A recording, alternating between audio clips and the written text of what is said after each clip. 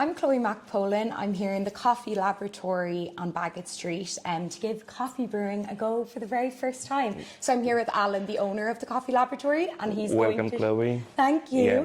And he's going to show me how to make the perfect coffee.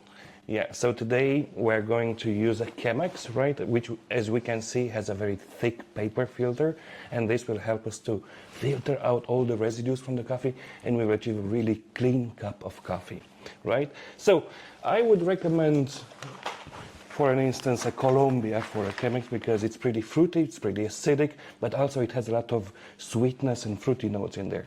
So always when we brew coffee, we start with a brewing ratio, or the amount of coffee and water, at about 60 grams per liter, right? So obviously we are not going to brew 1 liter, we are going to brew considerably less than that. So let's measure about 20 grams from our bags of coffee.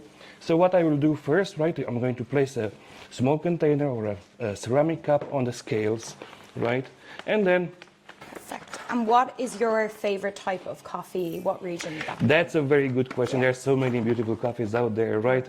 I generally tend to go for African coffees like Ethiopia or Kenya because they tend to be very fruity and clean, but also coffees from Sumatra or even Central America, like Colombia, for instance. They have some amazing cups of coffee. What we'll do next is to grind the coffee. We'll go for a coarse setting, something similar to caster sugar, right? So this is our grinder for today, right? I'm going to set it up to a pretty coarse setting. I'm going to turn it on, and then now that we have our coffee ground, what we'll do, we are going to place it inside the Chemex, right? So yeah, make sure that you have about 20 grams in there. And next, we need water in our kettles. We recommend a brewing temperature between 90 and 96 degrees Celsius.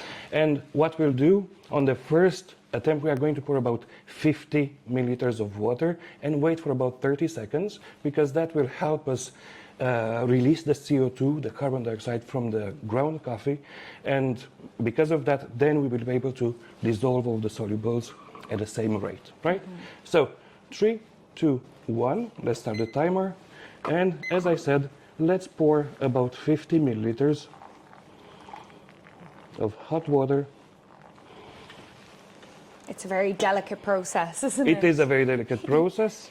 So now that we poured about 50 milliliters of liquid and we waited for the CO2 to release, what we'll do next is to add about 100 milliliters of hot water in the Chemex. So we'll go to about 150, right? Again, it's time to pour one more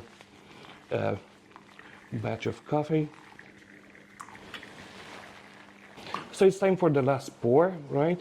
So now let's pour coffee until we can see 330 milliliters on the scales, right? So what we do now, right? Just let it has the aroma, the smell of the coffee.